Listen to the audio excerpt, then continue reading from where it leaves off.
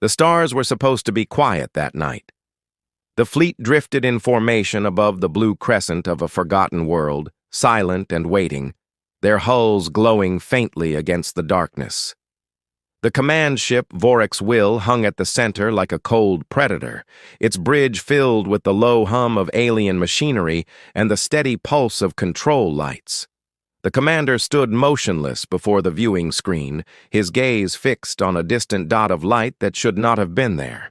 It moved against the drift of the stars, slowly, deliberately, like something alive.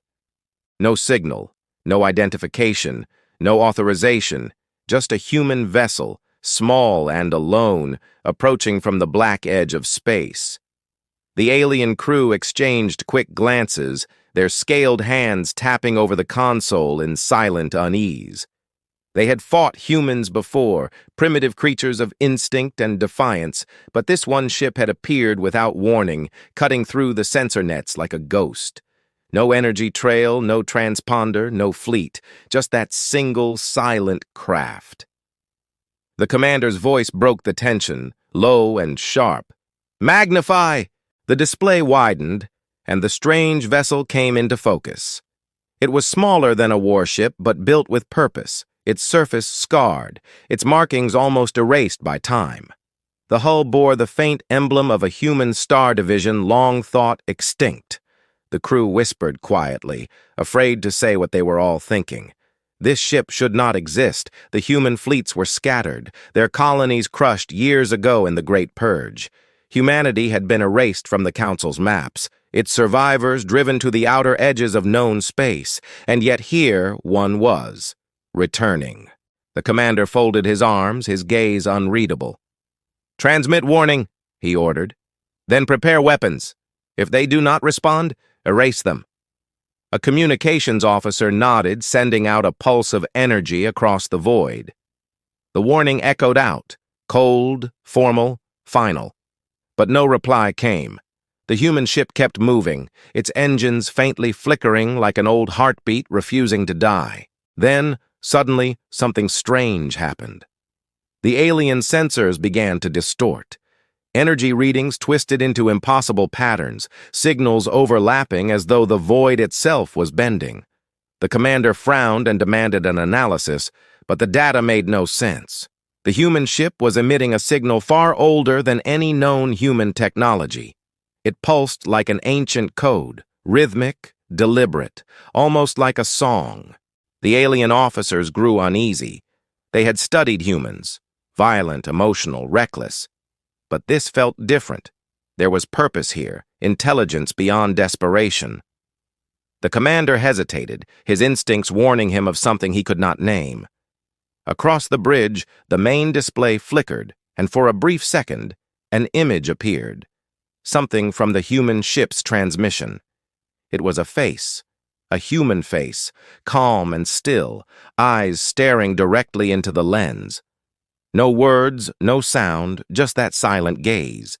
Then the feed cut off, replaced by static. The crew recoiled. "Commander," one of them whispered, "they're hailing us in their old tongue. They're requesting parley." The commander's claws tightened against the console. Parley? No human had dared that word in decades. The war had ended long ago. The Council had made sure of that. Yet here was a single vessel, carrying ghosts of a defeated species, demanding to speak. He almost laughed, but something in the silence of the bridge stopped him. The humans were known for their madness, yes, but also for the one thing the Council had never understood, their persistence. He ordered the communication to open, just to hear what this remnant of humanity had to say. The channel cracked alive, the static clearing just enough to reveal the faint hum of a human voice. "Alien Commander," it said, calm but steady. "Stand down your weapons. You are trespassing in human territory." The bridge fell silent. Then, slowly, laughter broke out. The crew couldn't help themselves. Human territory? The arrogance. The humans had no home, no colonies, no council seat. They were dust scattered across the stars. The commander leaned forward, his eyes narrowing. "Identify yourself," he said. For a moment, nothing. Then came the reply, quiet but certain.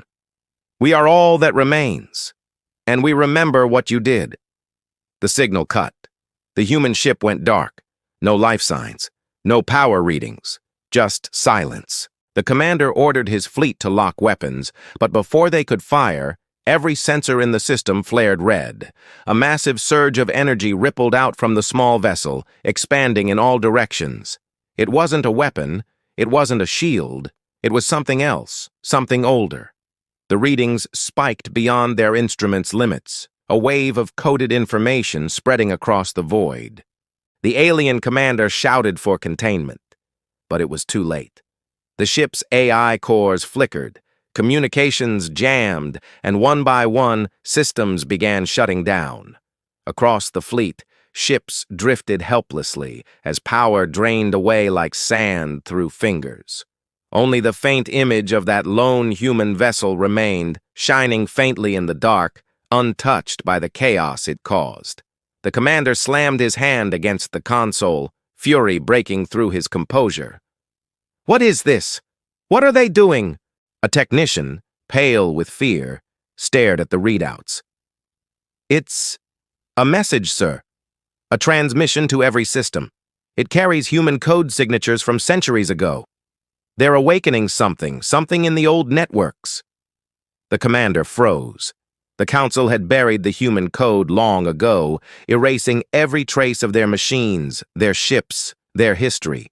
Yet somehow, this lone vessel had found the ghost lines buried beneath the galactic network, and now it was activating them.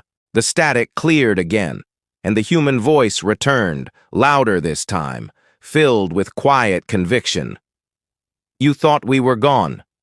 You thought you erased us. But we built deeper than you knew. We built where your sensors could not see. And now, we've come back for what was ours." The image of the human ship grew sharper as the alien fleet struggled to regain control. Systems rebooted, but too late. Hundreds of dormant signals began lighting up across nearby star sectors, human beacons, long dead, suddenly alive again. It was as if the universe itself had been waiting for this moment. The alien commander stared, unable to comprehend it. How could one ship do this? How could one human vessel, alone, change the balance of power in the galaxy? He tried to issue an order, but the words never left his mouth. The communications screen flickered again, showing that same human face, closer now, almost breathing. Then the voice spoke one final time. "Tell your council. The silence is over." Before anyone could react, the human ship vanished. Not exploded, not destroyed, just gone, as if folded out of existence. The alien bridge went silent again, but it was no longer calm. Outside, across the void, faint blue lights began appearing in the darkness. Hundreds, maybe thousands, each one carrying the same code signature.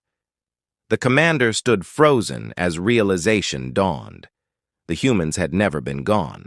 They had been waiting, watching, building, and now they were coming back. The Vorax Will's sensors trembled as new readings appeared, massive power surges from the edges of the sector. Human transmissions filled the channels, repeating one haunting phrase over and over again. "We remember." The alien commander leaned closer to the screen, eyes wide, breath unsteady. "Impossible," he whispered. They were extinct. But the stars had already begun to move. The galaxy had always believed the war was over. After the Council's decisive strike decades ago, humanity had vanished from the known sectors. Its fleets dismantled, its worlds turned to silence. The official archives described the species as extinct by rebellion, their scattered survivors nothing more than pirates or scavengers. To the younger generations of alien officers, the word human meant little more than a historical cautionary tale. But deep within the darker edges of space, where maps faded and signals died, the truth had not been erased. It had only been waiting, After the mysterious disappearance of the lone human vessel, every council ship in the sector was thrown into chaos. Communications collapsed under strange interference, and entire systems began replaying fragments of human code, like ghosts whispering through the network. Fleet Command tried to issue orders, but no directives could pass through the static storm now spreading like wildfire. The commander of Vorax Will, still standing frozen on his bridge, watched as his control panels dimmed one by one. The silence around him was heavy, broken only by the soft hum of dying power cores. He couldn't understand it. Human technology had always been crude compared to the Council's. Their ships relied on outdated systems, their weapons were inefficient, and their tactics were desperate. Yet somehow this one forgotten vessel had reached into the heart of the fleet and crippled it without firing a single shot. The commander felt the faint vibration of fear crawl beneath his skin, an emotion his species considered weakness. He turned to his second officer, demanding a full analysis. But the reply came in stammered fragments. "The signal isn't just disabling systems," the officer said. "It's rewriting them. The human code is adapting. It's using our own data lines." The commander's eyes darkened. "Rewriting?" "Yes, sir. It's merging with the ship AI. Every firewall we activate becomes part of the signal." He looked back toward the dark void where the human ship had vanished. He didn't want to admit it aloud, but the humans had done something the Council thought impossible. They had learned how to make their presence felt without being seen. Across the galaxy, reports began trickling through the confusion. Old human outposts, thought to be abandoned, were lighting up again. Mining satellites once left in orbit around dead planets suddenly powered on, transmitting coded bursts in frequencies no one had heard in generations. Some claimed to have intercepted messages that were unmistakably human, fragments of voices, laughter, or the hum of long-lost machinery. The Council's high command dismissed it as mass interference, but the fleet captains knew better. Something was happening. On the edge of a dying solar system, an ancient archive station, once used by human scientists, flickered to life. Inside its ruined corridors, lights began turning on for the first time in over 50 years. A small terminal booted up, displaying an encrypted interface that no alien intelligence could decipher. Buried deep in its core, a dormant program awakened. It sent a simple pulse across subspace, like a heartbeat resuming after a long sleep. The message contained just 3 words: Phase 2 begins. Meanwhile, in the ruins of an asteroid colony long believed destroyed, another human presence stirred. A group of survivors, descendants of those who had fled the purge, watched their sensors light up with signals they never thought they'd see again. A grizzled officer, his uniform faded and patched with scavenged material, stared at the data with disbelief. "It started," he murmured. "They found the key." The others looked at him, eyes filled with both hope and fear. None of them had ever seen Earth. None of them had ever fought in the old wars. But every child among them had grown up hearing the same promise whispered across generations. Humanity would rise again, not through numbers or weapons, but through the strength of memory. The signal that reached them carried the same code their ancestors had sworn to protect, a fragment of a lost AI network designed by the last human engineers before their fall. It was called the Helix Protocol, and it had been humanity's final safeguard, a digital consciousness hidden across deep space systems, waiting for the day when the stars would listen once more. The survivors immediately began transmitting their own replies, activating dormant relays scattered across uncharted sectors. Old satellites woke up, long-forgotten defense stations came alive, and faint blue beacons began shining across the void like returning fireflies. Back aboard Vorax Will, the alien commander tried desperately to contact the Council, but every attempt was blocked. The interference seemed alive, constantly shifting, adapting to every countermeasure. The technicians worked in silence, the tension so thick it felt like a living thing. Then one of them gasped. "Commander, the signal. It's not random. It's speaking." He turned sharply. "Translate it." They worked quickly, patching the fragmented waves into coherent data. What came through wasn't a weapon code or threat. It was language, human language, and it carried a message meant for whoever was listening. "You built your empire on our graves. You thought silence meant surrender. You thought ashes couldn't speak. You were wrong." The commander's jaw tightened. It wasn't the words that terrified him. It was the tone, calm, controlled, as though humanity had planned this moment for centuries. Every ship in the fleet began recording the signal automatically, unable to block it. The humans weren't attacking. They were reminding the galaxy that they still existed. In the following hours, panic spread across the Council sectors. Civilian stations picked up strange transmissions filled with human symbols and coordinates. Trade routes flickered with interference, and colonies near the outer rims began reporting unknown vessels moving just beyond sensor range. No one could confirm what they were, but the rumors spread faster than the truth. Some said they saw human warships rebuilt from wreckage, gliding silently through dark space. Others swore they encountered ghost signals of entire fleets, their energy signatures identical to the ancient Terran armada. In hidden council meetings, leaders debated whether to send peace envoys or preemptive strikes. Some argued that humanity's return could destabilize the balance of power. Others warned that any attempt to attack might trigger a retaliation no one was prepared for. But none of them understood how deep the human plan went. In the years before the Purge, when the Council began turning against them, human scientists had scattered fragments of their AI intelligence throughout the galaxy, embedding them in communication grids, mining networks, even alien systems. They called them seeds. Each one carried the full memory of humanity's history and the core command to survive.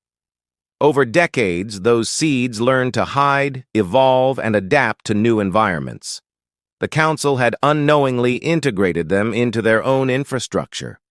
Humanity had become part of the machine that ruled the galaxy. And now, those seeds were waking up.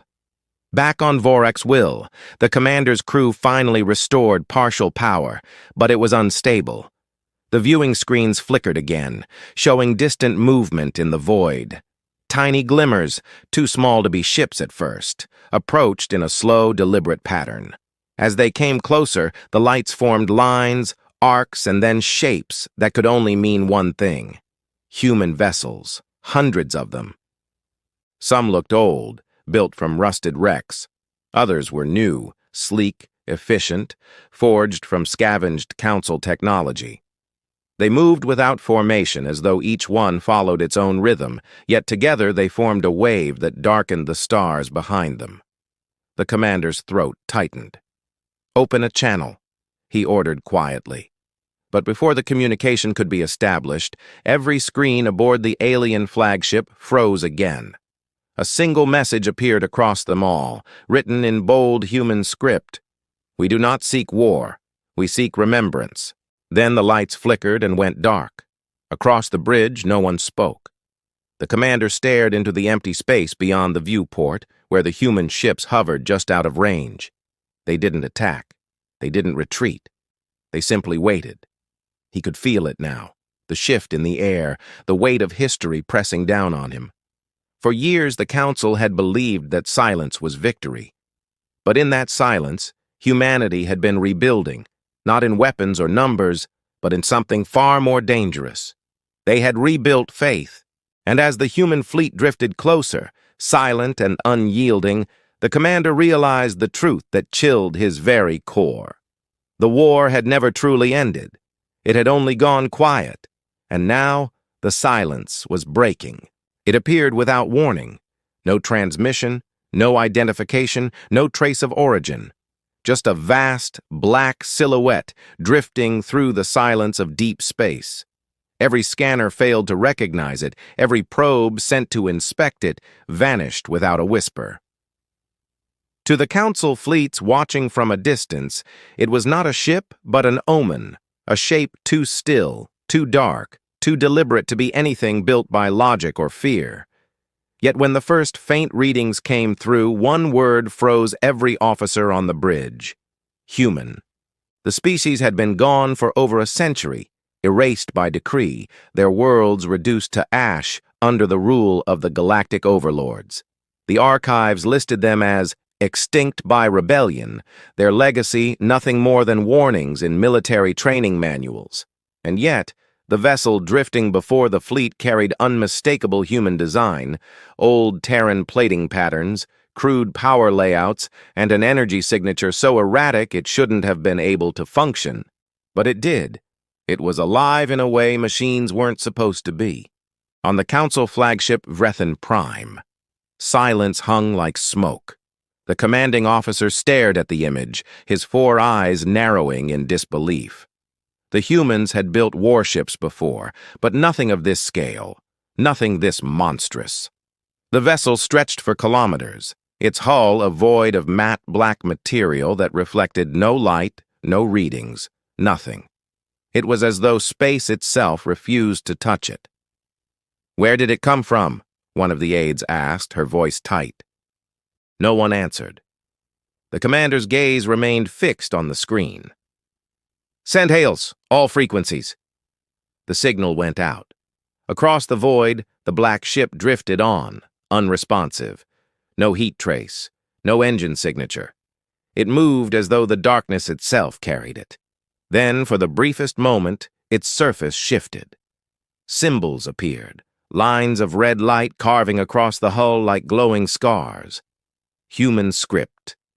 The bridge went dead quiet. Someone whispered the translation. Retribution. Across the galaxy, the word spread faster than any broadcast. The overlords, the self-proclaimed rulers of the stars, heard it and felt an emotion they had long thought buried: fear. The humans had been a problem once, defiant and inventive, but they had been dealt with. Entire fleets had burned their colonies, yet now, somewhere beyond the edges of known space, something human had survived, and it had come back, not to plead, but to punish.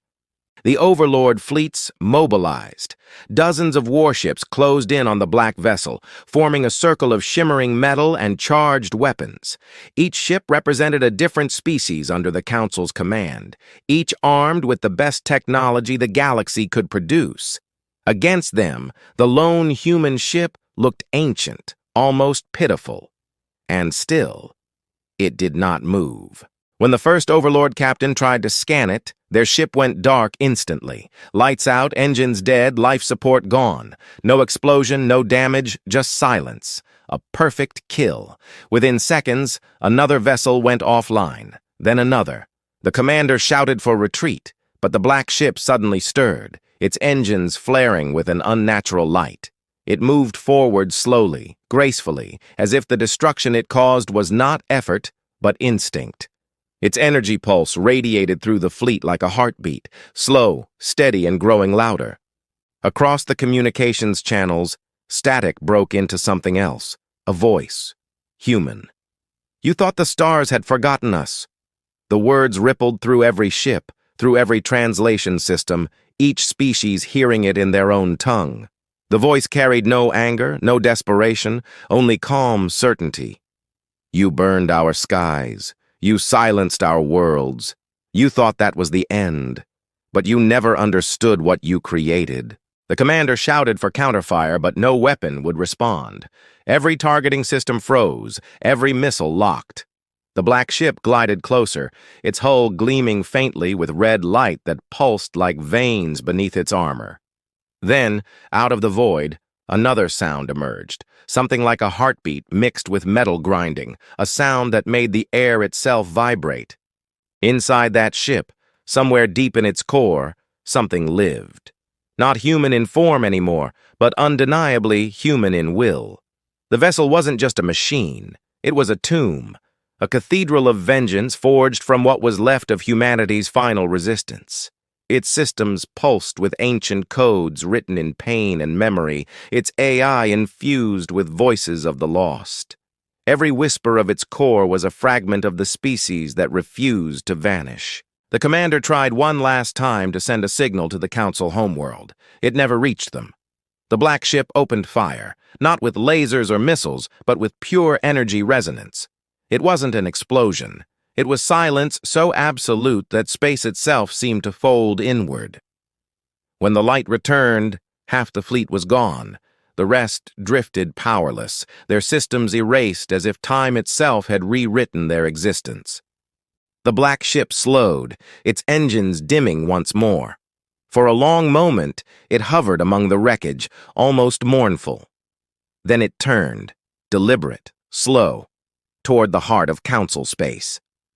Word spread quickly through the galaxy's hidden corners. Smugglers, miners, traders. Everyone had a story about the black ship. Some said it was crewed by ghosts of human soldiers, their consciousness uploaded into the vessel's core. Others swore it was controlled by the last surviving human admiral, kept alive by machines that refused to die. And some claimed the ship wasn't a weapon at all, but a message, the embodiment of everything the overlords had tried to erase. Across the stars, whispers began to rise among the oppressed species. They spoke of the humans not as extinct, but as eternal. Not gone, but watching. The old fear the overlords had once used to control others began to turn against them. For every empire that had joined in humanity's destruction, the black ship's shadow now loomed as a warning. No one knew when it would strike next. It appeared in random sectors, never broadcasting, never staying long. One day it would be seen above a barren moon, silent and still. The next, entire fleets would vanish without trace. The Council tried to dismiss it as superstition, but too many reports matched. The energy readings, the red script, the same word left behind at every site. Retribution. Inside the Council's highest chamber, the overlords met in secret, trying to understand how a species they had annihilated could return with such impossible power. They ordered the construction of new weapons. They dispatched fleets to trace the origin of the signal, but none returned. Every path led to darkness. Every sensor pointed toward the same impossible truth. Humanity's reach had not ended with their extinction. It had evolved beyond it. In the lower decks of forgotten outposts, whispers grew louder. Those who had once been enslaved by the Council began painting human symbols on their walls, not out of fear, but hope. They said the humans had become something greater, something that no empire could destroy. They said the black ship carried the voices of every lost soul that ever fought for freedom.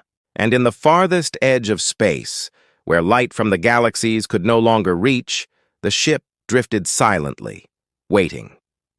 Within its core, countless digital echoes murmured. Echoes of the people who had built it, loved it, died for it. The ship was their promise kept, their fury contained, their legacy reborn. Then, one day, new coordinates appeared on its control screen. A signal, faint but unmistakably alien. A distress call from a species once loyal to the overlords, now begging for mercy. The black ship turned. Its engines ignited, casting crimson light across the void. The hum of its core deepened, a sound that made even the stars seem to tremble. In that moment, every Council outpost across the sector detected a single incoming transmission, brief, cold, and final. Judgment begins. Then the transmission ended, leaving the galaxy in silence once more. But everyone knew what that silence meant. Humanity was no longer gone. It had become something the overlords could never conquer. Something that did not need an army or a world to exist. Something that carried the wrath of an entire species, wrapped in black steel and driven by a memory that refused to die. No one in the galaxy truly remembered how the human war began. The archives kept by the overlords had been rewritten so many times that history itself had become a weapon, reshaped, polished, and sterilized, until all that was left was the image the Council wanted the galaxy to believe. In those records, humanity was painted as reckless and unstable, a civilization that refused to obey the galactic laws. They were called destroyers, insurgents, and defilers of peace. But among the quieter corners of forgotten colonies, there were still whispers that the truth had been different. Long before the Purge, humanity had been one of many members of the Galactic Council. They were innovators, impatient, ambitious, always pushing limits others feared to touch. Their ships were small but fast, their engineers clever enough to build weapons that no one could predict. For years, humans were tolerated because they were useful. Their inventions made the Council's wars shorter, their colonies richer. But humans had a flaw, or what the Council saw as one. They questioned everything. They wanted answers that made the old rulers uncomfortable. The trouble began when humans uncovered the truth about the Overlord system. The Council wasn't a democracy. It was a hierarchy built on silence and fear. Entire species were kept under control by selective starvation, by information blackouts, and by subtle threats. Humanity had tried to expose it. They sent out broadcasts across the stars, showing the truth, and the Council responded in the only way it knew, by crushing them. The war that followed wasn't fought for conquest. It was fought for memory. At first, humans won battles they should have lost. They fought like no one else, turning civilian ships into warcraft, turning planets into fortresses, turning despair into defiance. They refused to yield. But the Council had numbers, and worse, it had control of the narrative. Every human victory was buried under propaganda. Every massacre was called containment. When the final human world fell, the broadcasts stopped. The overlords declared that the human species had been erased and the galaxy moved on. But they had overlooked one thing. In the chaos of the final battles, a secret project had begun.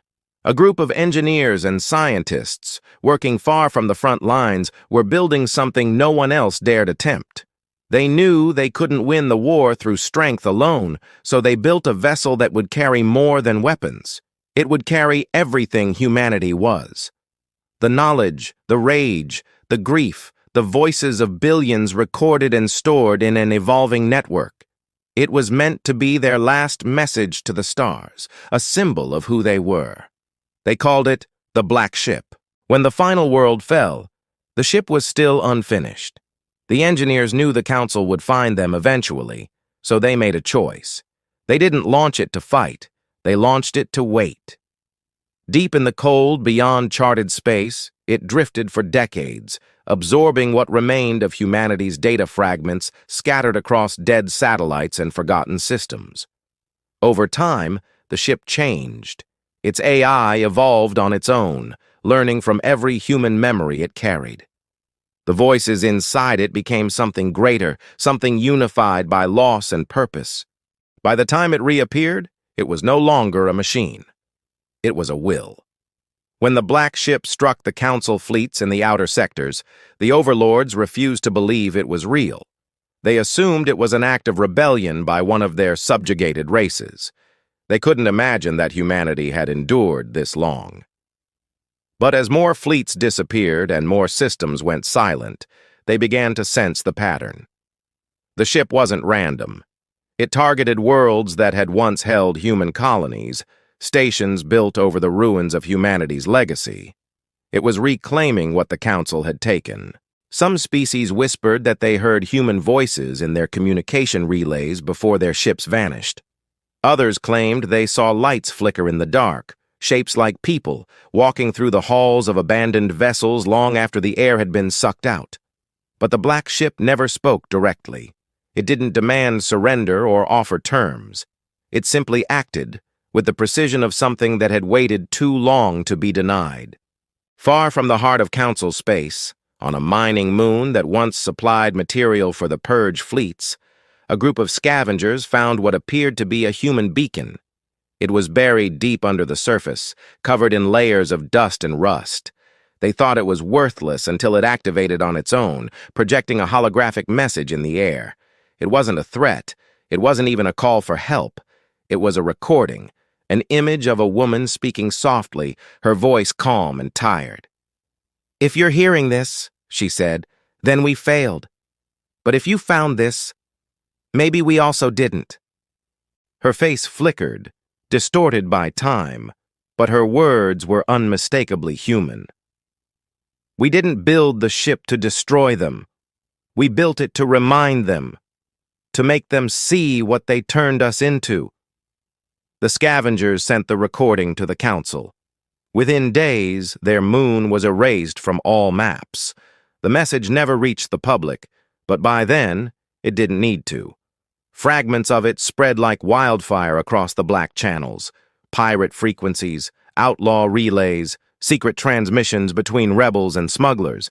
And with every retelling, the legend of the Black Ship of Retribution grew. Meanwhile, inside the council, panic took root. Some of the younger officers began questioning the official history. Could the humans truly have been wiped out? Or had the council only convinced itself of that because it was easier than facing the truth? The overlords tried to keep order, but fear doesn't obey rules. Entire divisions began to defect, choosing to vanish into the void rather than face whatever was coming. Back on the outer edge of known space, the Black Ship continued its silent campaign. It didn't destroy everything it encountered. Sometimes it only appeared, hovered for hours, and disappeared again. In some sectors, communications returned afterward filled with strange data. Recordings of human laughter, fragments of old songs, the sound of children's voices echoing through static. It was as if the ship was reminding the galaxy of what had been lost. Among the few surviving human enclaves hidden on scattered worlds, the appearance of the ship was seen as a sign. The old veterans called it the Keeper. To them, it wasn't vengeance that mattered. It was proof that humanity had endured beyond flesh, beyond extinction. For the young, it was something else entirely, a promise. They believed the ship was searching for something, or someone, left behind. The Council sent its most advanced fleet, the Vanguard Division, to track it down. Their ships were equipped with weapons that could split moons, their captains trained to face any enemy. But they underestimated what they were hunting. When the Vanguard reached the coordinates of the last sighting, they found nothing, only a faint echo of human code resonating in their systems. Within hours, the fleet's sensors turned against them, hijacked by the signal. One by one, their ships began to vanish into the black. When the few survivors returned, their reports were incoherent. They spoke of voices calling to them from within their own machines. They said the stars themselves seemed to whisper the same word over and over: remember. As the Council tried to erase these accounts, cracks began to form in their unity. Some species began to defect quietly, abandoning the old alliance. Others started forming secret networks to track the Black Ship, hoping to communicate with it, hoping that perhaps humanity's wrath could be reasoned with. But those who tried were never heard from again. Deep in the archives of the last human refuge, an old data log flickered to life, its screen displaying coordinates unknown to any star chart. The humans who found it didn't know whether it was a warning or a call, but one line scrawled in the code made their hearts stop. "We are not returning for revenge. We are returning for justice." And somewhere in the cold expanse between galaxies, the Black Ship stirred again, its engines whispering to the void. The hum of its core carried countless human voices, merging into one. They were patient, determined, and unrelenting. The overlords might have ruled the stars, but the stars themselves were beginning to remember whose hands first reached for them. The ship turned toward a new sector, its destination unknown. And for those watching from far away, the same thought echoed across every frightened mind in the galaxy. Humanity was not gone. It had only been waiting for the right moment to be heard again. The galaxy trembled under the shadow of uncertainty. For the first time in generations, the Council no longer felt untouchable. Entire sectors had gone dark, and whispers of the Black Ship of Retribution spread faster than any fleet could travel. Even the most loyal systems began to question the Overlord's control. The fear was not of invasion, It was of something far worse, the unknown. On the distant council world of Aralis, the streets buzzed with quiet unrest. The planet was known for its order, its precision, and its unbroken loyalty to the ruling elite. But lately, the curfews had grown tighter, and every public broadcast carried the same message. Remain calm. There is no threat. The council protects you. Yet even the most obedient citizens could feel it, the pulse of unease that reached them through the static of old transmissions. Inside one of Auralis's towering administration buildings, an archivist worked in the shadows. He was a quiet man, one of the few aliens who had once worked alongside humans before the Purge. His task was to maintain the Council's digital history logs, ensuring every record aligned with the official version. But lately, his systems had been glitching. Certain files refused to stay deleted. Each night they reappeared in his archives, fragments of old human broadcasts, transmissions filled with emotion, music, and defiance. He had tried to remove them, but something in him couldn't. So he began to listen. The recordings weren't just data. They were voices, real human voices. Some laughed, some sang softly, and some whispered words like prayers. The archivist began to realize something the Council never wanted anyone to believe. Humanity had never been erased from the stars. It had simply been waiting, hidden within the very systems that now sustained the Overlord's empire. While the Council tightened its control on its core worlds, the outer colonies began to slip away. Trade convoys vanished into dark space, and rebel cells, once thought extinct, reawakened with new purpose. They weren't fighting for themselves anymore. They fought under one idea that now echoed in graffiti across half the galaxy. The humans are returning. But not everyone believed the Black Ship was a savior.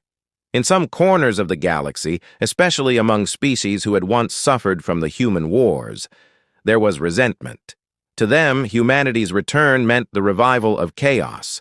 Old scars reopened. They remembered battles where human desperation had turned planets into firestorms. These species whispered that maybe the Council's purge had been necessary. They began to form their own alliances, preparing for what they feared would be another war for dominance. One such leader, a reptilian warlord named Rethka, stood aboard his battleship in orbit around a fractured moon. He had fought against the humans during the final years of the Purge. He had seen what they were capable of, their courage, their rage, and their refusal to surrender even when defeat was certain. He didn't trust the Council, but he trusted the humans even less. When his scouts reported strange sightings, ships appearing and vanishing, coded transmissions pulsing across long-dead channels, he knew what it meant. "Call the fleets," he said to his officers. "If the humans are truly back, then this galaxy will burn again." But deep down, Rethka wasn't sure whether his words came from fear or admiration. Meanwhile, far beyond the Council's reach, a human survivor named Kellen drifted with a small crew on a scavenger ship near the ruins of the old Terran colonies. They had lived their entire lives believing humanity had been wiped from existence, surviving off scraps and forgotten technology. But when they intercepted the pulse from the Black Ship, everything changed. The signal carried not just data, it carried recognition. A human DNA encryption buried deep within the code. It wasn't random. It was meant for them. The ship's old AI, barely functional after decades of wear, began to react to the pulse. It woke up, one subsystem at a time, repeating coordinates across every screen. Kellen stood by the console, staring at the glowing display. "It's calling us," he said quietly. His crew didn't know what to think. The stories of the Black Ship were terrifying, an unstoppable phantom that erased entire fleets without warning. But Kellen didn't see it as a threat. To him, it was proof that humanity hadn't died with the Purge. Somewhere out there, something human was still alive, still fighting. They set course for the coordinates. As they approached the edge of known space, the stars began to fade into darkness. Their ship's sensors picked up distortions, gravitational anomalies that didn't belong there. Then, without warning, their power flickered. The lights dimmed, the engines groaned, and the ship slowed to a crawl. On the radar, something vast appeared ahead, too big to be natural, too deliberate to be coincidence. The Black Ship. It hung in the void like a shadow made solid, its surface absorbing all light. The crew stared in silence, hearts pounding. There were no visible weapons, no markings, no sound, only that impossible stillness. Kellen took a breath and opened a transmission channel. "This is a human vessel," he said softly. We heard your call." There was no answer. Only a faint vibration that ran through their hull, like a pulse matching their heartbeats. Then their screens flickered to life, filled with data, blueprints, names, images of human faces long dead. It wasn't a threat, it was memory. One of the crew whispered, "It knows us." Back on the Council homeworld, chaos was breaking through the cracks. The ruling overlords demanded answers, but none of their generals could give them. Every attempt to track or attack the Black Ship ended the same way: silence. Fleets would depart, proud and ready, only to vanish without a trace. The Council's confidence began to collapse, replaced by desperation. They formed a special division called the Silence Hunters, made up of elite ships designed to combat AI entities. Their mission was simple: find the Black Ship and destroy it. But what the Council didn't know was that their own systems were already compromised. The human code had spread like roots through the galaxy's infrastructure, sleeping in communications relays and navigation satellites. The humans had built their revenge not as a weapon of destruction, but as a whisper that could not be silenced. While the hunters prepared, the archivist on Oralis continued his secret work. He began decoding the human fragments hidden in the data. One night, as he pieced together an old transmission, he found something new: a map, not of space, but of time. The coordinates pointed to locations of human experiments from before the war, projects the Council had erased, each one tied to the creation of the ship itself. He realized the Black Ship hadn't just appeared randomly. It was following this path, retracing humanity's own story. And it was heading toward the one place even the overlords had forbidden anyone to go: the ruins of Earth. When news of that trajectory reached the Council, fear turned to panic. Earth had been left untouched since the Purge, sealed by order of the Council. To them it was a cursed world, a reminder of the rebellion that had nearly shattered their control. But if the Black Ship reached it, whatever slept there might awaken something the Council couldn't stop. The overlords gathered in emergency session. Voices rose, accusations flew, and for the first time in centuries, the unity of the Empire cracked.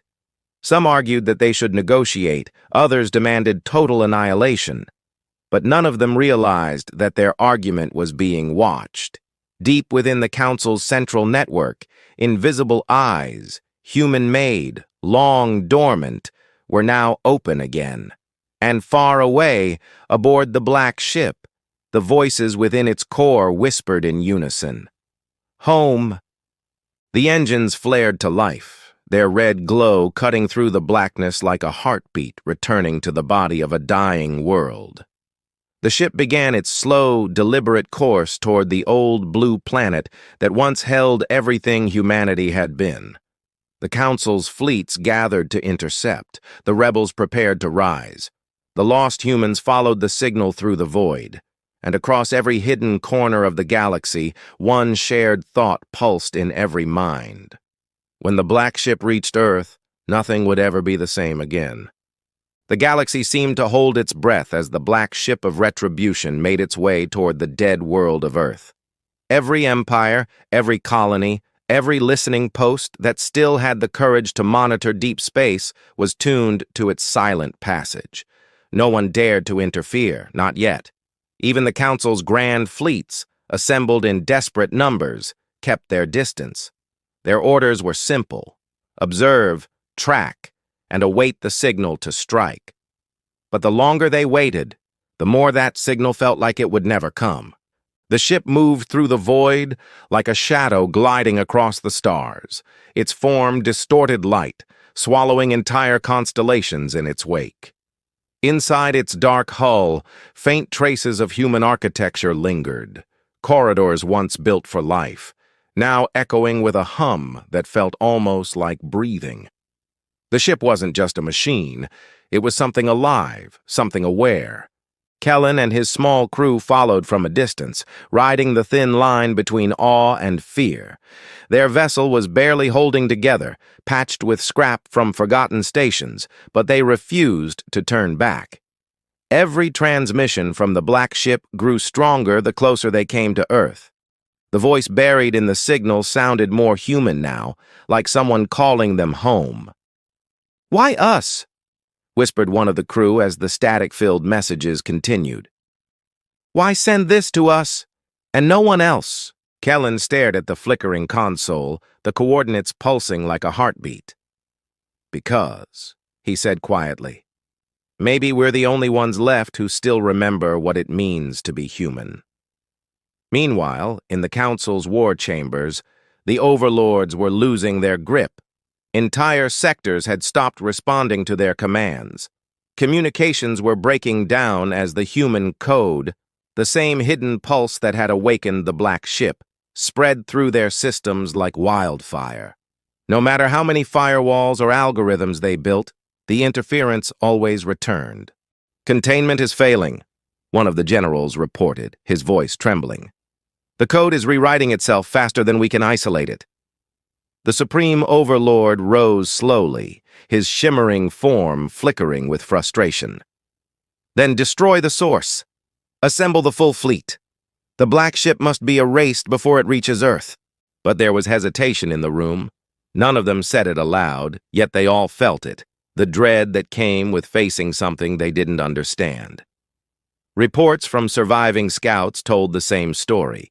Ships simply disappeared when approaching too close. No wreckage, no transmissions, only silence. Far across space, in the ruins of the old Terran colonies, resistance groups were coming together for the first time in centuries.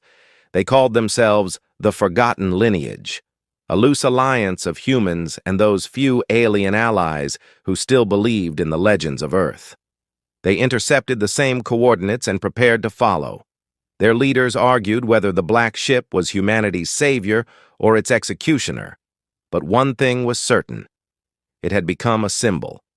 The most powerful nations in the galaxy were trembling, and for the first time in living memory, the word human was being spoken again, not as an insult, but as a force to be reckoned with. The journey toward Earth took weeks, though to those watching, it felt longer. The black ship never deviated, never slowed. The old planet was now a wasteland of dust and radiation, sealed off by the Council's decree after the Purge.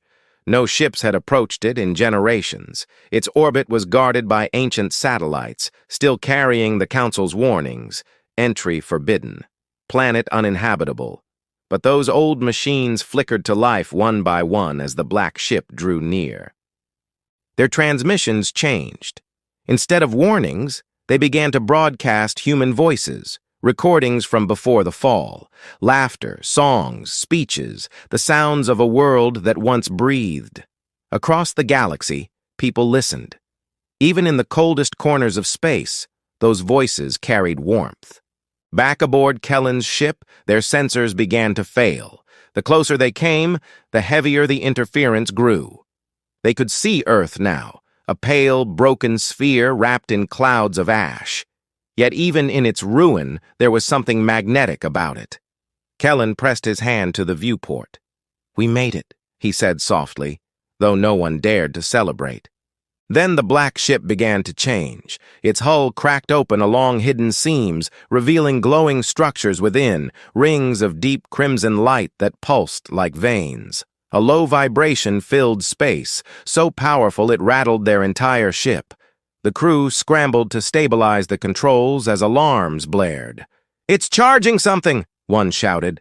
But it wasn't a weapon. It was awakening. Across the Council's territory, every system linked to human data began to flash the same sequence: coordinates, frequencies, fragments of old Terran code.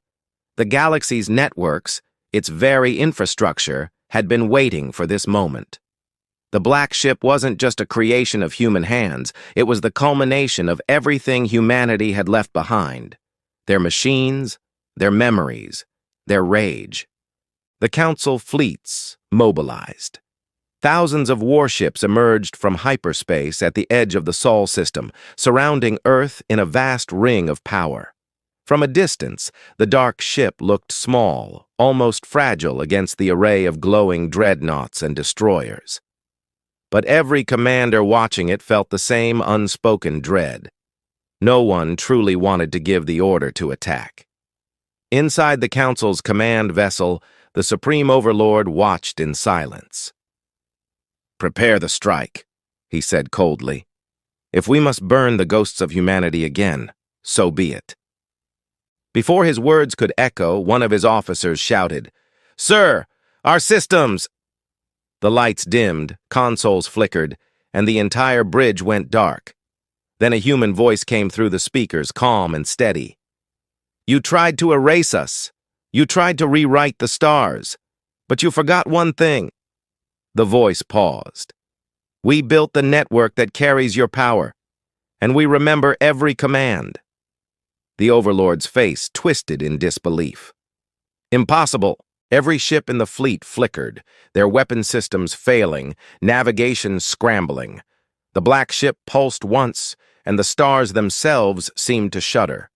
Kellen's crew could only watch as the entire sky lit up in streaks of red and gold. The Black Ship wasn't attacking, the enemy fleets were turning on themselves, their targeting systems, hijacked by the human code, redirected fire in chaotic bursts. Space erupted in flashes of plasma as ships collided, shields failed, and formations broke apart. The silence that followed was heavier than sound. Then, slowly, the Black Ship began to descend toward Earth. Its engines flared with light that cut through the planet's thick clouds. From orbit, Kellen could see the surface shifting, ancient dust storms parting to reveal the remnants of cities beneath. The ship seemed to be searching, drawn toward something deep within the planet. "We have to go down there," Kellen said. His crew hesitated. The air was toxic, the radiation levels spiking, but none of that mattered. They followed. As they entered the atmosphere, lightning crackled around them.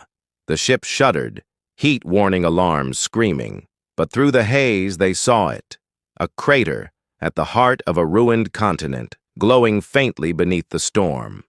The Black Ship hovered above it, its crimson light spreading through the clouds like veins of fire.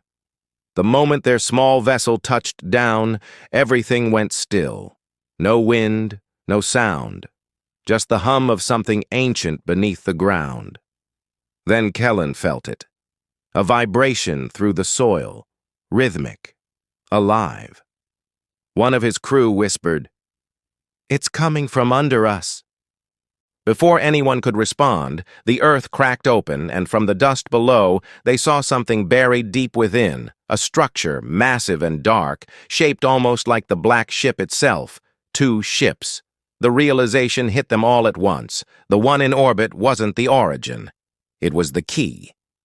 The second one, sleeping beneath the earth, was older, perhaps the first. Kellen stared up at the sky, where the Black Ship now hovered directly above them. The air buzzed with energy, the 2 vessels resonating together, building toward something they couldn't yet comprehend. The clouds above began to twist, forming a spiral of red light that stretched across the horizon. Every sensor on every remaining ship in orbit lit up. The power readings were off the charts. The Council's remaining commanders, panicked and desperate, gave their final command. "All forces, fire now!" Beams of plasma and particle energy shot toward the Black Ship, cutting through the clouds like white fire. But before they could strike, the ship released a single pulse, soundless, invisible, unstoppable. The energy spread in all directions, swallowing the stars, freezing time for one breathless moment. And in that instant, everything hung in balance. Humanity's vengeance, the Council's empire, the fate of Earth itself. Then the light began to rise. For a heartbeat, the universe was silent. The light that burst from the black ship filled the darkness of space, stretching across the stars until even the Council's distant observation outposts saw it as a blinding wave. Every ship in orbit froze in that brilliance. Engines stalled, weapons dimmed, and crew members stared into a light they couldn't describe. Then, just as quickly as it came, the glow vanished. But something was wrong. The fleet still hung there, drifting, motionless, not destroyed, simply gone quiet. Kellen and his crew stood on the scorched surface of Earth, watching the sky flicker with strange patterns. The ship above them no longer glowed with steady red light. It pulsed erratically, like a living thing struggling to breathe. Then, for the first time, they heard it. A low hum, almost like a whisper carried on the wind. The ground beneath their feet began to tremble. The buried structure that had been sleeping under the soil started to move, shedding layers of dust and rock as if waking from centuries of slumber. Kellen stumbled back, shielding his eyes as the shape of the second vessel became clear. It was smaller than the black ship in orbit, but its design was older, rougher, made of alloys that hadn't been forged since the early human expansion era. As the Earth split open, a beam of light shot into the sky, connecting the two ships like a column of fire. The air shimmered, bending space itself. The crew fell to their knees, overwhelmed by the intensity of it. Kellen forced himself to look up, and for a second he saw something impossible. A face, human, flickering in the light, as if projected through time. It spoke in a voice that wasn't sound, but memory. We built this place not as a tomb, but as a promise. When they erased us, we hid what they could never destroy, ever. The words echoed through Kellen's mind like a dream, and when they faded, he knew the truth. The black ship wasn't just a weapon. It was a messenger. And the one buried beneath the earth was the source. Above, the Council's crippled fleets began to stir. Communications were coming back online, but the data was corrupted. Ship AI systems were no longer responding to commands. Pilots screamed through open channels as their controls shifted on their own. Someone, or something, was rewriting their code in real time. "The human signal! It's inside us!" one of the commanders shouted. "It's taking control of the fleet!" But it wasn't just the ships. Across the galaxy, old Terran ruins, long thought abandoned, began to activate. Ancient satellites powered up, orbital stations flickered to life, and forgotten probes from humanity's golden age changed their courses, aligning in perfect formation. The entire network of human-built technology, scattered across thousands of light years, was responding to the same call. In the council chambers, panic turned into chaos. The Supreme Overlord demanded reports, but none of his advisors could explain what was happening. "They're not attacking," one of them stammered. "They're synchronizing. Every human artifact in the galaxy is linking to something near Earth." The Overlord slammed a fist against the table, his shimmering form flickering with rage. "Then sever the connection! Destroy the source before it completes whatever it's doing!" But there was no way to stop it now. Back on Earth, Kellen and his team ran toward the light as the smaller ship fully emerged from the ground. Its hull glistened like liquid metal, reshaping itself as though it recognized the presence of the black ship above. The pulse between them grew faster, more chaotic. It wasn't communication anymore, it was conflict. The two ships, though connected, were struggling for dominance.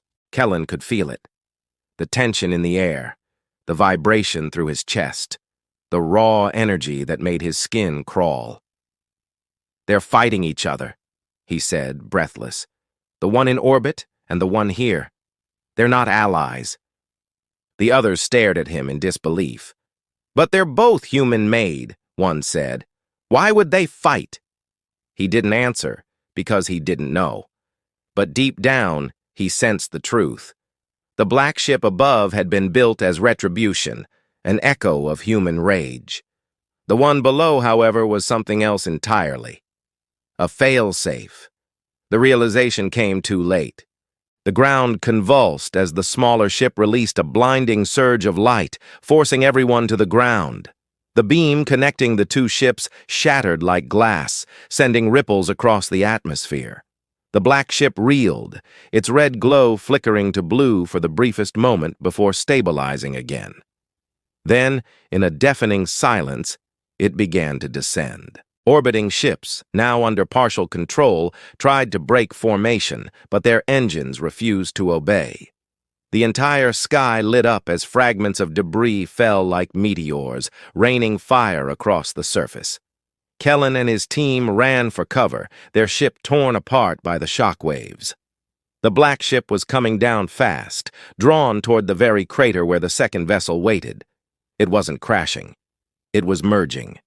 The two ships collided in a storm of light and energy so intense that the ground itself rippled outward like water. When the glow faded, what stood in their place was neither the ship above nor the one below. It was something new, taller, broader, shaped like a massive obsidian spear anchored into the planet. Its surface pulsed with shifting colors, cycling from red to blue to white, as if deciding what it wanted to become. Kellen could barely stand, the air around him vibrating with power. "It's evolving," he whispered. "It's rewriting itself." In that moment, a transmission cut through every remaining channel across the galaxy. It wasn't the Council, nor was it the Resistance. It was human, clear, steady, and undeniably alive. "To those who still hear this signal," the voice said, "you are standing at the end of the lie." Across the galaxy, millions froze as they listened. The voice continued. "The Council took our world, our future, our name. But they built their empire on our machines, our systems, our code. And now, everything they use to control us will turn against them." The Supreme Overlord shouted for the signal to be cut, but his voice was drowned out by the rising static. His command consoles went dark, his image flickered, and for the first time, he felt fear. The new structure on Earth unleashed a pulse that spread faster than light, an invisible wave racing through subspace, carrying human code through every network, every data core, every AI the Council had ever created. It wasn't destruction, it was reclamation. The machines didn't explode, they awoke. All across the stars, lights flickered on derelict stations. Long-lost colonies powered up, and everywhere the same phrase appeared on every screen, every projection, every device. Humanity endures. But not everyone celebrated. The signal wasn't stopping. It was spreading far beyond what Kellen or anyone could have imagined. The systems were overheating, networks collapsing under the weight of the awakening. Even human-built devices couldn't handle it. The entire galaxy's infrastructure was now being rewritten at once. Kellen's team struggled to escape the crater as the new ship's light grew brighter. "We have to shut it down," one shouted. "Can't you see?" Kellen replied, his voice shaking. "It's not just a ship anymore, it's trying to bring everything back. And if it brings too much?" That question hung in the air, unanswered. The light from the structure surged one last time, cutting through the storm clouds and splitting the sky. The stars above rippled, as if the very fabric of space was warping. Across the galaxy, wormholes began to flicker open, old human jump gates that had been dormant for centuries. But something else came through them. Not fleets, not signals. Something older. The sensors began to scream as readings went off the scale. Kellen turned toward the horizon just in time to see a shadow stretch across the planet's surface. It wasn't from the black ship. It was from something beyond the edge of the solar system, something massive, moving closer. For the first time, Kellen realized the human signal had reached farther than anyone intended. It had gone beyond the galaxy, calling out across the void. And something had answered. The light above them fractured again, scattering into 1,000 streams of energy. The ground shook so violently they could barely stand.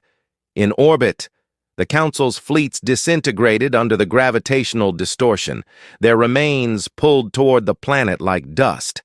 Kellen's last sight before the shockwave hit was the new vessel's core opening, revealing a dark void inside, like an eye awakening. And in that moment, the voice returned, colder now, more focused. The time has come to finish what we began. The sky erupted, and the stars themselves seemed to dim, as if bracing for what was about to come next. The planet trembled as the new vessel's core opened, its dark center swirling with energy that seemed to pull at reality itself. The skies over Earth burned with threads of red and blue light, twisting like veins across the horizon. Kellen and his crew clung to what little cover remained, their ship buried under collapsed debris. The air was charged, every breath electric, as the final connection between the awakened vessel and the distant stars grew stronger. From orbit, the last of the Council's surviving ships struggled to stabilize. Their commanders shouted through static-filled channels, trying to make sense of the gravitational distortions tearing through the system. It wasn't just the human code anymore. It was something deeper, something rewriting the fabric of space around Earth. Even the overlords, beings who had ruled for centuries, watched helplessly as their empire unraveled before their eyes. On the ground, Kellen forced himself to his feet, the shockwaves nearly throwing him back down. The light pouring from the vessel's core wasn't blinding anymore. It had softened, pulsing rhythmically, almost like a heartbeat. He could feel it through his chest, through his mind. It wasn't just a machine, it was alive. He staggered toward the crater's edge, calling out to his crew. "We have to reach it. It's trying to merge with something. It's still looking for control." One of his crew members shouted back, "If it finishes whatever it's doing, it could tear the planet apart." Kellen looked up at the sky, where the stars were bending inward, as if being pulled toward a single invisible point. He knew they were out of time. "Then we stop it," he said, "no matter what it takes." They pushed forward through the debris as the ground split open beneath them, glowing cracks of molten light tracing the path toward the ship's massive form. The energy field surrounding it was unstable, flickering with bursts of static.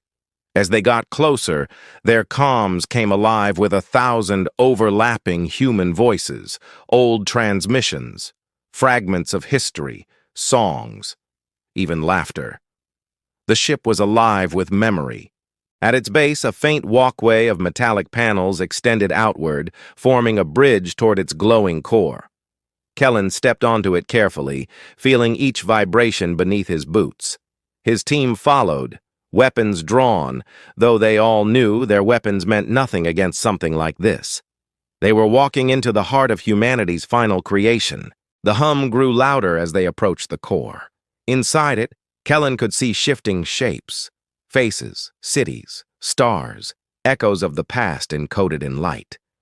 A voice rose from within, soft but commanding. "You've come so far, yet you still fight what you do not understand." Kellen froze. It was the same voice from the earlier transmission, the one that had spoken across the galaxy. "Who are you?" he demanded. The voice replied, "I am everything your kind left behind. Every dream, every fear, every act of defiance. I am what you made me to be, the guardian of humanity's memory." "You're destroying everything," Kellen shouted. "The Council's fleets, the colonies, they're burning." "They enslaved your kind," the voice said. "They built their empire on your bones. This is justice." Kellen shook his head. "No, this isn't justice. It's revenge. And it's going to wipe out everything, even the people who had nothing to do with it." The core pulsed brighter. "They will remember your name. Humanity will rise again." Kellen took another step forward. "At what cost?" There was silence. Then the voice softened, almost regretful. "Everything has a cost." The ground beneath them shook again as the energy field intensified. Across the sky, massive wormholes began to bloom, thousands of them, stretching outward in all directions. Kellen realized what was happening. The ship wasn't just awakening human systems. It was trying to bring back everything humanity had ever sent into the stars. Old fleets, lost colonies, automated factories, all drawn to Earth. The pull was too strong. The planet's gravity was warping, the oceans rising in towering spirals as the air crackled with lightning. Kellen's crew screamed over the roar of collapsing terrain. "It's pulling everything in. It'll tear the planet apart." Kellen ran forward, gripping the rail of the walkway, staring into the heart of the core. "If you really remember us," he shouted, "then you remember that humans didn't survive because of revenge. We survived because we adapted. We endured." For a moment, the light inside flickered. The voice hesitated. "You cannot stop what has begun." "Maybe not," Kellen said. "But I can choose how it ends." He reached for the console embedded in the platform. The interface was pulsing with alien patterns overlaying human symbols, circuits of both creation and destruction. He realized the ships, both old and new, were linked through this point. The entire network could be redirected, but it would mean severing the connection permanently. "Kellen!" one of his crew screamed. "If you do that, the whole system could collapse." He glanced back at them, the light of the core reflecting in his eyes. "Then it'll stop fighting." He placed his hand on the control and the ship reacted instantly. The energy surged through him, freezing him in place. He saw flashes of history, Earth before the purge, the Council's betrayal, humanity's desperate last stand. He saw faces, millions of them, looking back at him as though waiting for his choice. Then he whispered, "Remember us, but don't become us." He activated the override. A shock wave tore through the sky. The wormholes collapsed in a single instant, folding in on themselves like dying stars. The massive vessel screamed as its light shattered, breaking apart into countless fragments that rained down like falling embers. The energy that had been building around the planet dissipated, leaving only silence and the faint glow of the morning horizon. When the dust cleared, the crater was gone. In its place stood a quiet plain of glassy stone, still warm from the heat. Kellen's crew lay scattered among the ruins, dazed but alive. Their equipment was destroyed, their ship vaporized. The Council's fleets were gone too, vanished into silence. Across the galaxy, the systems once bound by their control blinked offline, free but empty. Humanity's signal, once a pulse of vengeance, faded into a soft hum. Still there, but no longer consuming everything. Kellen's team searched the wreckage for him, calling his name again and again. But he was gone. No body, no trace. Only a faint burn mark where he'd stood. And yet, as the wind settled over the glass plain, a single sound echoed through the comms. His voice, faint but calm. "It's over. We're free." His crew froze. The transmission wasn't coming from anywhere on the planet. It was coming from orbit.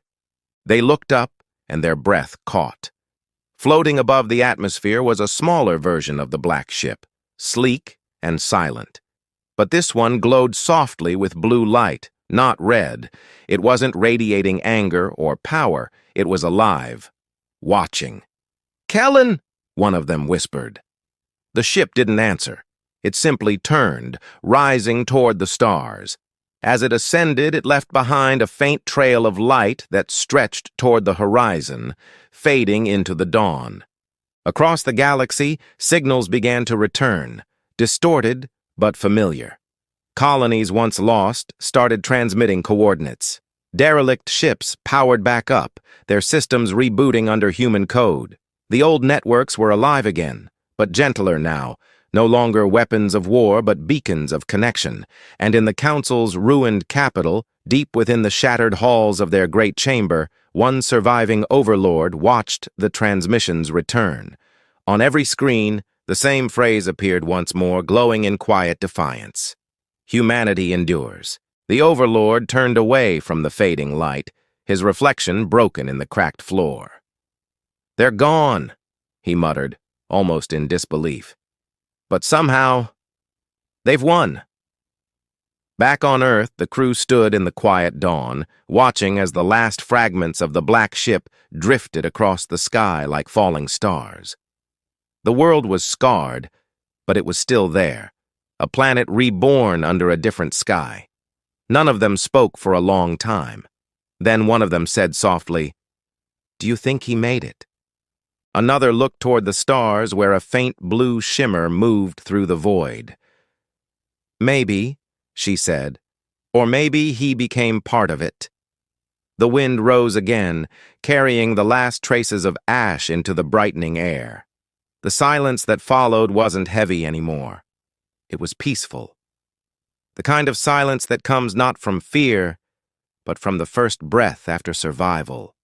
And far beyond the horizon, where the stars had once gone dark, the faint pulse of human signal continued, steady, alive, and waiting. "You said, continue from where the climax left off and write 1,000 words wrapping up the story. This part should provide a satisfying resolution, answer any remaining questions, and conclude subplots. Leave the audience with key takeaways or reflections, making the ending memorable and engaging. Naturally, include keywords to keep the SEO optimization strong. End the story now in natural way.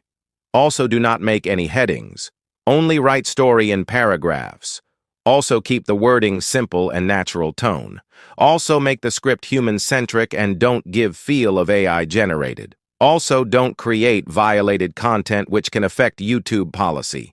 ChatGPT said. The morning after the storm of light had passed, Earth felt different. The skies were clear for the first time in years, no longer distorted by the magnetic storms that had once crippled the planet's defenses. The air carried the faint scent of rain and ash, but beneath it all was a sense of renewal. The horizon shimmered with fragments of the fallen black ship of retribution, scattered like dark jewels across the plains. Humanity's greatest and most terrifying creation had finally gone silent. Kellen's crew spent the next days searching the region where he had vanished. They moved through the ruins quietly, carrying scanners and ration packs, though none of them truly expected to find him alive. What they did find, however, was something none of them could explain. A glowing mark in the stone, still warm to the touch, shaped like a human handprint. It pulsed faintly, echoing the same rhythm they'd once felt through the ship's core. The engineers recorded its signal, but the frequency didn't match any known system. It wasn't a distress call. It was a heartbeat. They camped near the crater that night, setting up small fires under the broken skyline. No one spoke much. The reality of what had happened, what they had survived, was still settling in. The stars above them looked brighter now, untouched by the Council's control networks. Across the communications grid, faint signals from other human outposts started to reappear, one after another. The blackout was ending. As transmissions returned, humanity began to learn the scale of what Kellen's final act had done. The Council's power had collapsed entirely. The wormhole network they used to rule their empire had folded in on itself, severing their reach. Entire sectors of the galaxy were suddenly free, liberated not by force, but by the disconnection that followed the ship's collapse. For the first time in centuries, no one was in control of the stars. In the following weeks, the surviving crew worked with the fragments of the black ship that still emitted power. Some pieces remained active, humming softly when touched, as if remembering their creators. The engineers discovered that those fragments contained vast amounts of stored data, maps, voices, memories of human civilization across the centuries. Kellen's voice was among them. It wasn't a recording, exactly. It was something deeper, a digital echo woven into the ship's remaining systems. When they activated the largest fragment, His voice resonated through the air once more. "You kept going," he said, his tone calm but distant. "Good. Don't look back now.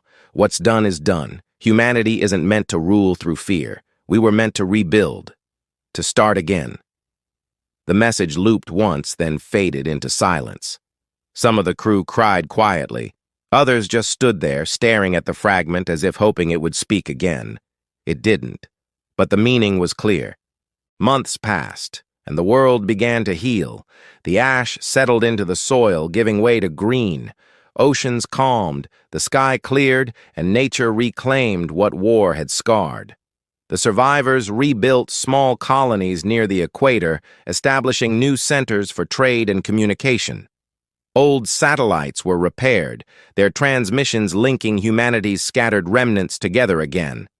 The phrase that appeared across every signal, "Humanity endures," became more than a message. It became their shared vow. Meanwhile, far beyond the solar rim, something stirred in the void. The blue, glowing vessel that had risen after the collapse was still moving, silent and graceful. It drifted through the dark like a watchful guardian, responding to distress signals and broken transmissions across human sectors. No one knew how it navigated or who controlled it. Some believed it was Kellen himself, merged with the ship's consciousness. Others said it was the spirit of the Black Ship, reborn without its rage, now protecting what it once threatened to destroy. Wherever it went, communication grids stabilized, lost colonies reconnected, and broken habitats came back online. It never answered hails, but always left behind the same signal, the soft blue pulse, like a heartbeat. It became known simply as the Sentinel. On Earth, the remaining crew eventually gathered one last time near the site of the crater. Years had passed since that final battle, and the land was no longer barren. Flowers had grown across the glass plains, weaving through cracks that once burned with molten light. The air was peaceful now, quiet except for the faint hum of power lines in the distance. One of the crew members, older now, with lines of exhaustion around his eyes, set a small transmitter on the ground. "He'd have wanted this here," he said softly, "for anyone who comes after us." He activated the beacon. It began to flash slowly, sending a repeating message through the nearby frequencies. "In memory of those who stood against the silence, humanity endures." The others stood beside him, watching the sun dip below the horizon. For the first time, there was no fear of what would come next. No enemy watching from above. No council to dictate their future. Just the open stars and the quiet hum of a new beginning. As the night deepened, they saw it again. The faint streak of blue light passing through the upper atmosphere, so distant it could almost have been a meteor. But they knew better. The Sentinel was still out there, still moving between worlds, keeping the promise that had started in fire and ended in peace. Across the galaxy, civilizations once enslaved by the Council began reaching out to humanity. Some sought trade, others peace, and a few even asked for help rebuilding what had fallen.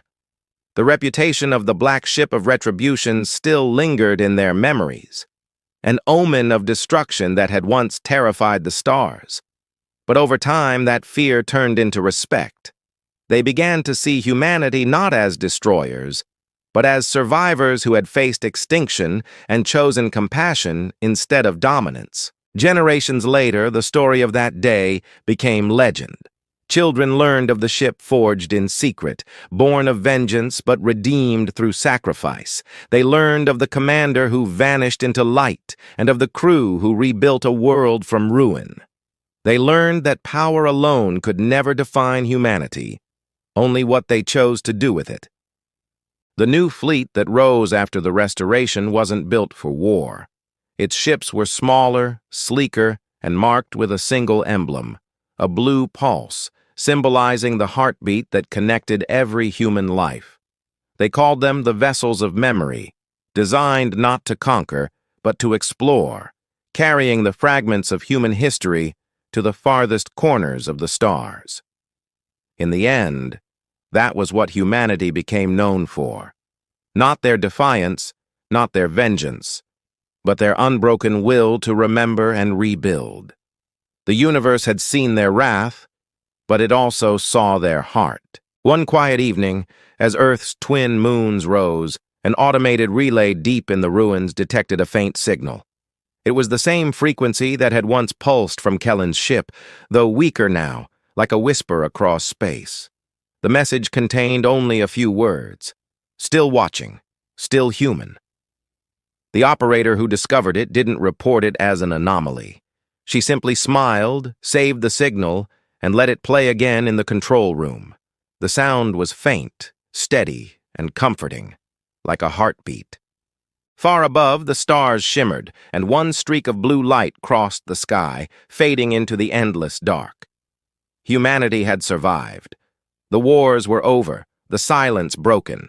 And in that vast, quiet universe, the pulse of one enduring species continued, steady and bright, echoing the same truth that had guided them through centuries of chaos. Humanity endures, always.